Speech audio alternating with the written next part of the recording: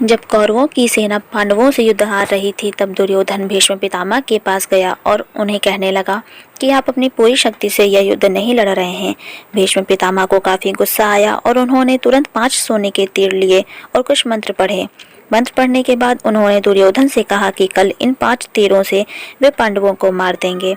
मगर दुर्योधन को भीष्म पितामह के ऊपर विश्वास नहीं हुआ और उसने तीर ले लिए और कहा कि कल सुबह इन तीरों को वापस करेगा। इन तीरों के पीछे की कहानी भी बहुत मजेदार है। भगवान कृष्ण को जब तीरों के बारे में पता चला तो उन्होंने अर्जुन को बुलाया और कहा कि तुम दुर्योधन के पास जाओ और 5 तीर मांग लो। दुर्योधन की जान तुमने एक बार गंधर्वों से बचाई थी, इसके बदले उसने कहा था कि कोई एक चीज जान बचाने के लिए मांग लो। समय आ गया है कि अभी तुम उन 5 सोने के तीर मांग लो। अर्जुन दुर्योधन के पास गया और उसने तीर मांगे। क्षत्रिय होने के नाते दुर्योधन ने अपने वचन को पूरा किया और तीर अर्जुन को दे दिए।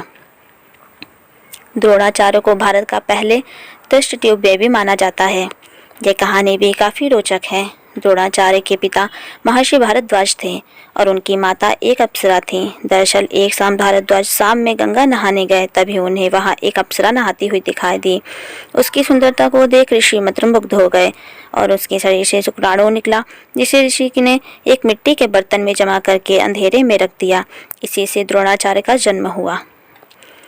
जब पांडवों ने पिता पांडु मरने के करीब थे तो उन्होंने अपने पुत्रों से कहा कि बुद्धिमान बनने के लिए और ज्ञान हासिल करने के लिए वे मेरा मस्तिष्क खा जाएं। केवल सहदेव ने उनकी यह इच्छा पूरी की और उनके मस्तिष्क को खा लिया। पहली बार खाने पर उसे दुनिया में हो चुकी सारी चीज़ों के बारे में जानकारी मिली।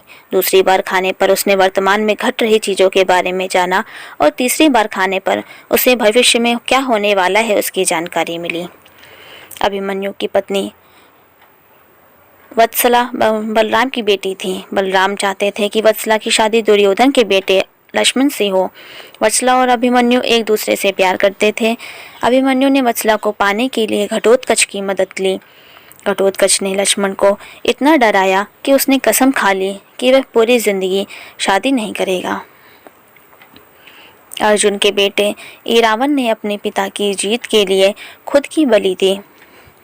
बलि देने से पहले उसकी अंतिम इच्छा थी कि वह मरने से पहले शादी कर ले, मगर इस शादी के लिए कोई भी लड़की तैयार नहीं थी, क्योंकि शादी के तुरंत बाद उसके पति को मरना था। इस स्थिति में भगवान कृष्ण ने मोहिनी का रूप लिया और इरावन न केवल शादी की बल्कि एक पत्नी की तरह उसे विदा करते हुए रोए भी।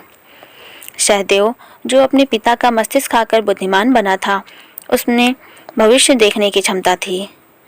इसलिए दुर्योधन उसके पास गया और युद्ध शुरू करने के लिए उससे सही मुहूर्त के बारे में पूछा। सहदेव यह जानते था कि दुर्योधन उसका सबसे बड़ा शत्रु है, फिर भी उसने युद्ध शुरू करने का सही समय बताया।